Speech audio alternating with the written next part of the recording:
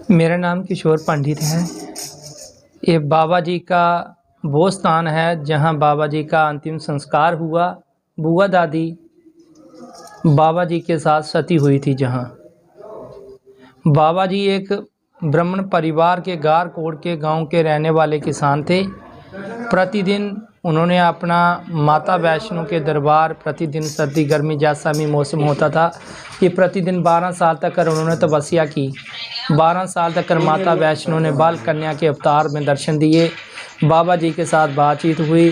बाबा जी पूछा आपने क्या चाहिए। उन्होंने कहा, माँ, जिस कन्या के अवतार में तूने मुझे दर्शन दिए हैं, साक्षात आपने हमेशा के लिए मेरे साथ रहना होगा। माता रानी बोलती है, मैं आपके घर में बाल कन्या के अवतार में आऊँगी।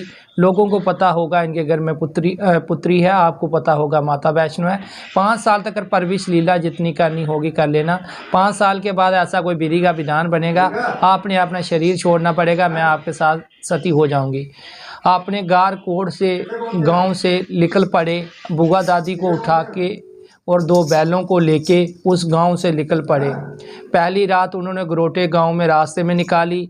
दूसरी रात कानाचक पंजोड़ में लल्लो लोहार बर्मा के मित्र के पास अपना आगे मित्र को अपनी दुख सुख की बात बताई। फिर मित्र को कहा, मुझे जहां खेती बाड़ी ले दो। उस समय अच्छे अच्छे खेतर लगा दिए थे। ऐसे विराट जंगल, बावे का तालाब जिसी को बोलते हैं, वहाँ उस जंगल को उन्होंने कटाई करके अपना तालाब बनाया हाथों से, और वहाँ राजे से ज़मीन पट्टे पर ली। 3 हिस्से जो बाबा जी के थे, 1 हिस्सा राजा का था।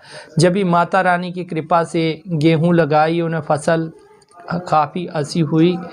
जब भी अच्छी होने के बाद उनको कटाई की। कटाई करने के बाद उनके साथ अन्याय होने लगा। जो राजा थे उनकी जो फसल लुटा छीनी जा रही थी, बाबा जी ने जितनी भी कणक जो भरी हुई बोरी थी उसके ऊपर चढ़ के अपने शरीर को खंजर मारते हैं।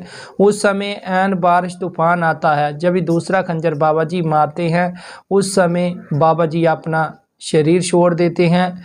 शरीर छोड़ने के बाद बाबा जी की वो लाश बाबे के तालाब खेत से उठा के चिड़ी गांव में सिंबल के वृक्ष में फिट कर दी, किसी को पता ना चले। बुआ दादी देखती है कि शाम हो गए, पिता नहीं आए। जब भी तालाब पर जाती है, ढूंढती है, देखती है पिता नहीं मिलते, रोती चिल्लाती वो कनक को मत्था टेकती है, भगवती माँ जहाँ मेरे पिता हैं तो मिला दो। वो बाबे के तालाब से वहाँ ढूंढते ढूंढते जीड़ी तक जब आती है सीधी, जब जहाँ आके वो अपने पिता की लाश वृक्ष से बाहर निकाल के अंतिम संस्कार करती है। जब ये पूरी अग्नि प्रकट हो जाती है, बुआ दादी 5 साल की कन्या के अवतार अपने पिता के साथ सती हो जाती है। सती होने के कारण कुछ समय बीते।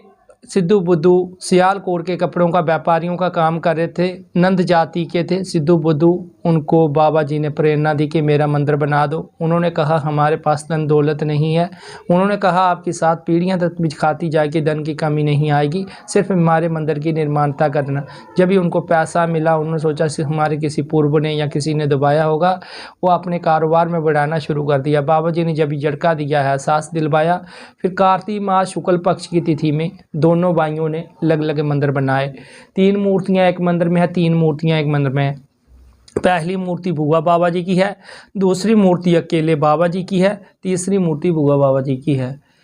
दूसरे मंदिर में सेंटर में बुआ जी की है, राइट बाएं में दोनों जगह बुआ बाबा जी हैं। बोल सांझे दरबार की जय, सती बुआ बाबा तुम्हारी सताई जय। उस समय पहला वो प्रसाद उस समय आज से 650 साल पहले खिचड़ी का लगा था। खिलौने इसलिए चढ़ाते हैं कि बुआ दादी 5 साल की कन्या के अवतार में अपने पिता के साथ सती हुई थी।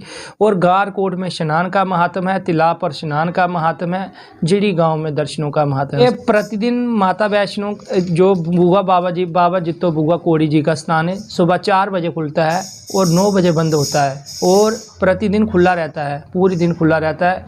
और मेले की बात कर रहे हो, जिस दिन गुरु नानक जी का जन्मदिन होता है, उस दिन कार्तिक मास शुक्ल पक्ष की तिथि में, जहां पूर्णिमा वाले दिन मेला शुरू हो जाता है।